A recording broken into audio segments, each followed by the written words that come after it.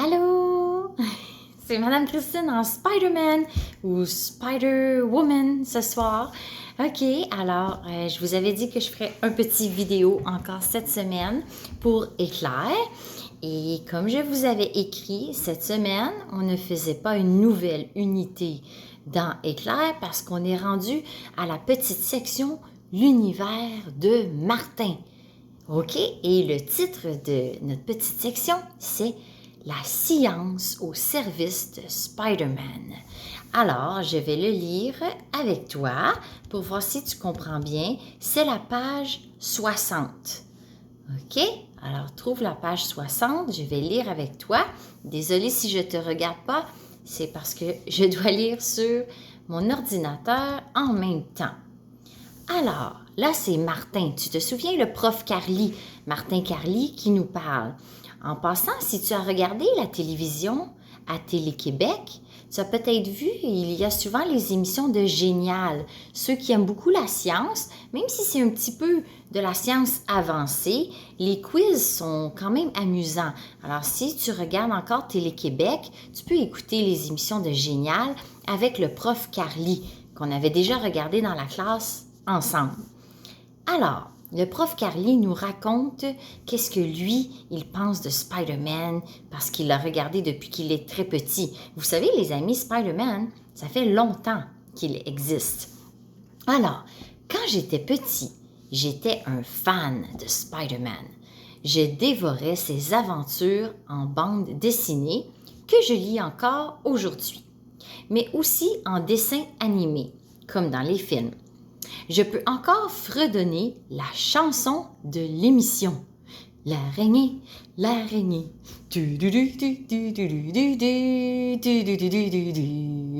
Madame Christine ne connaît pas toute la chanson, mais je sais c'est quoi l'air de la chanson de Spider-Man. Mais tu sais qu'il existe aussi en français. Hein? En français, c'est l'homme araignée. Spider-Man, l'homme araignée. Le héros de cette série est un jeune étudiant qui a été mordu par une araignée en laboratoire. Alors, je pense que tu sais l'histoire si tu as vu les films ou les livres. Hein? C'est un jeune garçon qui a été mordu par une araignée. Cette morsure a transformé les cellules de son corps et lui a donné des pouvoirs renversants. D'abord, Spider-Man a un don pour détecter le danger. Ça veut dire que Spider-Man, il est capable de sentir quand il y a un danger quelque part. Il est aussi beaucoup plus fort et il peut sauter beaucoup plus loin que n'importe quel autre être humain. Il peut projeter des fils d'araignées, tisser des toiles pour y piéger des criminels ou arrêter un train en marche, se balancer au bout des lianes en soie d'araignée et même grimper au mur.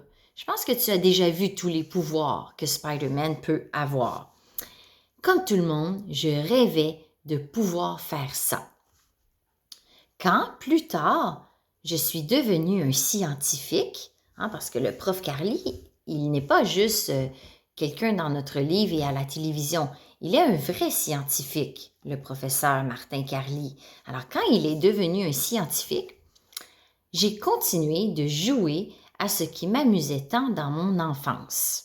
Chaque fois qu'un film de science-fiction sort en salle ça veut dire au cinéma.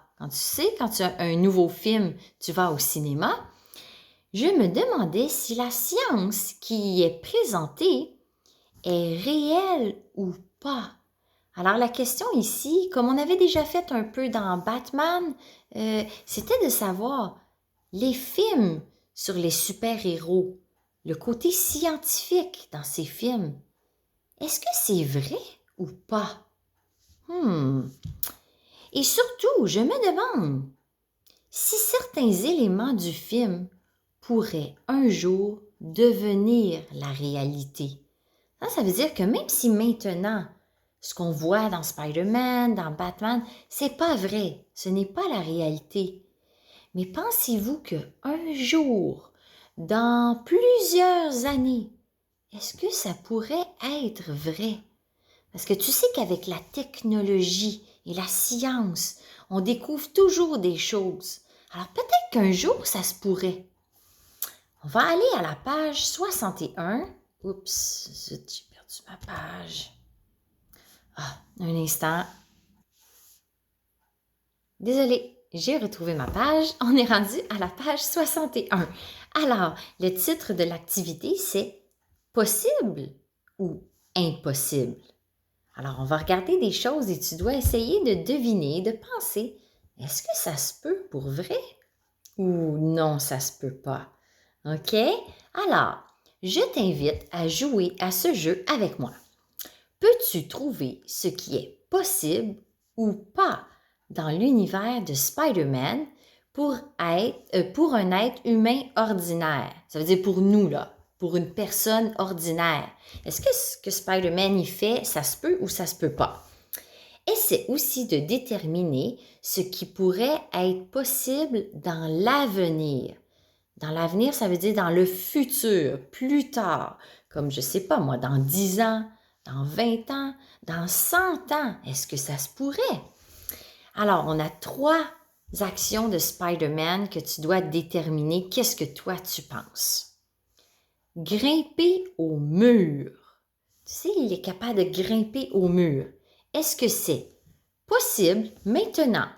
Donc aujourd'hui, là, est-ce que ça se peut ça, quelqu'un qui grimpe au mur? Est-ce que tu penses que d'abord c'est possible plus tard? Alors, ça serait possible, mais juste plus tard dans le futur. Ou peut-être que tu penses que c'est juste impossible. Ça veut dire ça se peut pas du tout, ça. Alors, fais ton choix. Ensuite, on a tissé des toiles d'araignée.